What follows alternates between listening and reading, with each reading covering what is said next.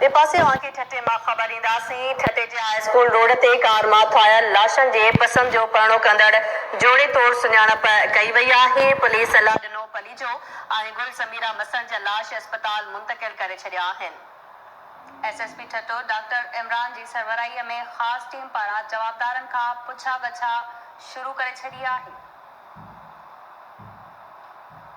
पसंदि जो परणो कंदड़ जोड़े जे क़त्ल वारो मामले बाबति तव्हांखे ॿुधायूं पिया। हिकु जवाबदार खे गिरफ़्तार कयो वियो आहे ऐं पुछा गाछा बि कई पई वञे। पसंदि जो परणो कंदड़ जोड़े जे क़त्ल वारे मामले बाबति ॿुधायूं पिया। पुलिस मुख्य जवाबदार राजा मसन खे गिरफ़्तार करे वरितो आहे। एसएसपी ठटो डॉक्टर इमरान जी सरबराही में ख़ासि टीम पारां पुछा गाछा बि जारी आहे। एसएसपी ठटो डॉक्टर इमरान जी सरबराही में ख़ासि टीम पारां जवाबदार खां पुछा गछा कई पई वञे। पसंदि जो परणो कंदड़ जोड़े जे क़त्ल वारे मामले बाबति तव्हांखे ॿुधायूं पिया। पुलिस मुख्य जवाबदार राजा मसन खे गिरफ़्तार कयो आहे। बिल्कुलु नाज़रीन, जवाबदार खां पुछा गाछा बि जारी आहे। पुलिस मुख्य जवाबदार राजा मसन खे गिरफ़्तार करे वरितो आहे। जॾहिं त एसएसपी ठटो डॉक्टर इमरान जी सरबराही में ख़ासि टीम पारां जवाबदार खां पुछा गाछा बि कई पई वञे। अपडेट मालूम कंदासीं। असां सां टेलीफोन लाइन ते मौजूदु आहे केटीएन न्यूज़ रिपोर्टर महबूब बरोही। जी महबूब, छा अपडेट्स आहिनि?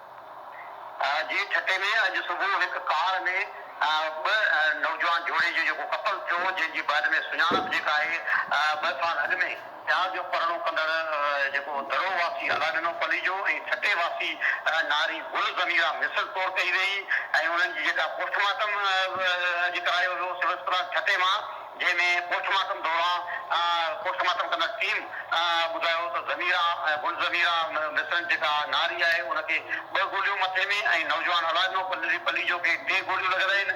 उनजे वातर मूजिबि उन्हनि 2 साल अॻु में प्यार जो परणो कयो हो ऐं उन पोस्टमार्टम करण बैदि वापसि लाश खणाइण जे लाइक़ दड़े लॻ पंहिंजे ॻोठ खणाए विया आहिनि, जिते तदबीर वारियूं रस्मूं अॼु शाम जो अदा कयूं वेंदियूं।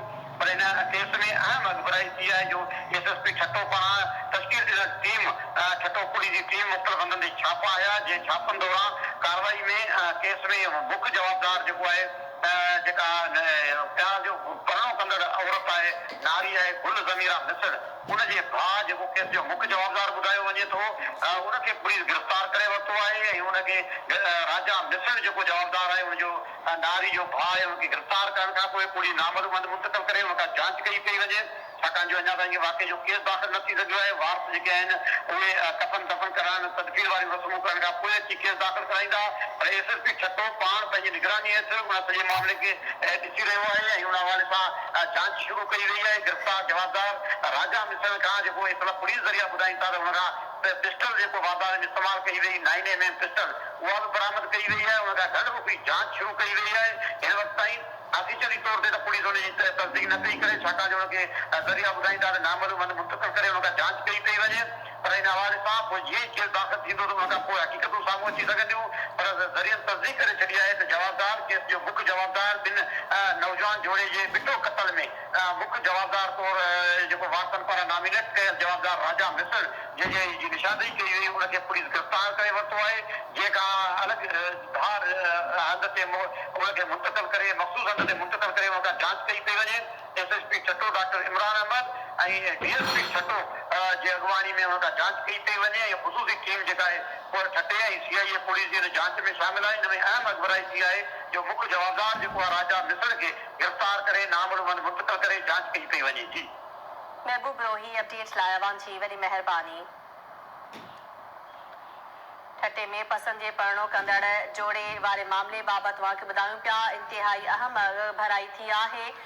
मुख्य जवाबदार खे गिरफ़्तार कयो वियो आहे ऐं जवाबदार खां पुछा गाछा बि कई पई वञे। मुख्य जवाबदार राजा मिसल खे गिरफ़्तार कयो वियो आहे ऐं पुछा गाछा बि जारी आहे।